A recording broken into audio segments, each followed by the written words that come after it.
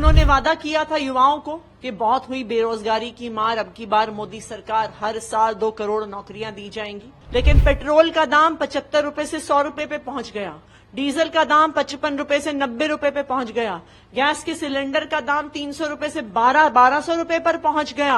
ये वही सरकार है जिन्होंने कील लगाए, जिन्होंने तारें लगाई, देश के अंदर सरहद बना दी। देखिए, आज भारतीय जनता पार्टी ने घोषणा पत्र नहीं, जुमला पत्र पूरे देश को दिया है, क्योंकि 10 साल सरकार चलाने के बाद भी वो अपने एक भी वादे को पूरा नहीं कर पाए हैं। उन्होंने वादा किया था युवाओं को कि बहुत हुई बेरोजगारी की मार, अब की बार मोदी सरकार हर साल 2 करोड़ नौकरियां दी जाएंगी। लेकिन आज देश का बेरोजगारी का आंकड़ा इस देश के इतिहास में सबसे ज्यादा है।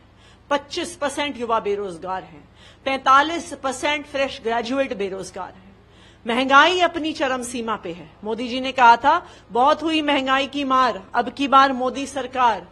लेकिन पेट्रोल का दाम 75 रुपए से 100 रुपए पे पहुंच गया, डीजल का दाम 55 रुपए से 90 रुपए पे पहुंच गया, गैस के सिलेंडर का दाम 300 रुपए से 1200 रुपए पर पहुंच गया। आज एक आम परिवार के लिए घर चलाना लगभग असंभव हो गया। स्वास्थ्य सुविधाओं की बात करिए, आयुष्मान भारत की बात करते हैं प्रधानमंत्री नरेंद्र मोदी जी। जितना खर्चा पूरे देश में आयुष्मान भारत पर हुआ है वो दिल्ली के स्वास्थ्य बजट से कम है। दिल्ली में स्वास्थ्य का बजट 9,500 करोड़ है, लेकिन पूरे देश में आयुष्मान भारत पर सिर्फ 8,000 करोड़ का खर्चा हुआ है।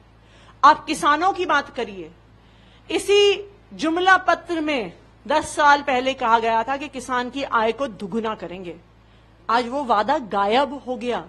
अब उनकी हिम्मत भी नहीं है उस वादे को रखने की अपने घोषणा पत्र में।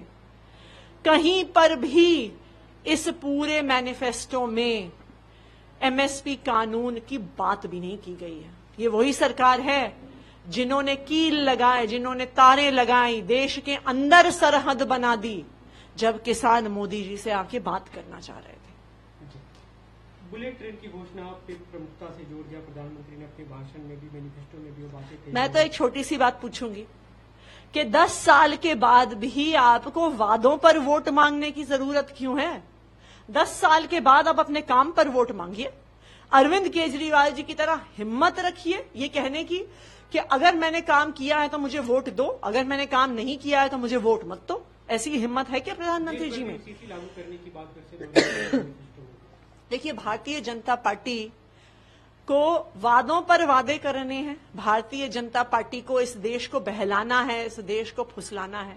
पहले ये तो बताए कितनी नौकरियां दी भारतीय जनता पार्टी ने, पहले ये तो बताए कि कितनी महंगाई कम करी, ये तो बताए किसानों की आय कितनी बढ़ाई।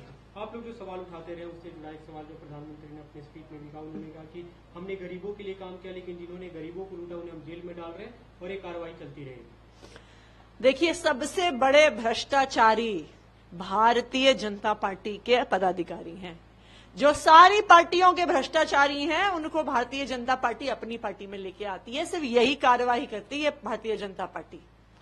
प्रफुल्ल पटेल 70,000 करोड़ का घोटाला, भारतीय जनता पार्टी में आते हैं, उनके भ्रष्टाचार को बंद कर दिया जाता है। छगन भुजबल हजारों करोड़ रुपए का इरिगेशन स्कैम, महाराष्ट्र सदन स्कैम।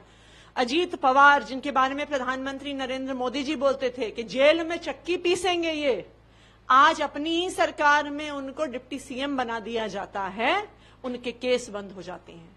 हेमंत बिस्व शर्मा, जिनके भ्रष्टाचार पर भारतीय जनता पार्टी बुकलेट निकालती थी, सीबीआई ईडी के केस चल रहे थे, जब भारतीय जनता पार्टी में आ जाते हैं तो वॉशिंग मशीन में धुल जाते हैं, आज भारतीय जनता पार्टी के मुख्यमंत्री बन जाते हैं। तो भारतीय जनता पार्टी भ्रष्टाचार पे एक ही कार्रवाई करती है, वो भ्रष्टाचारियों को अपनी पार्टी में लेके आती है। ये करती है भारतीय जनता पार्टी।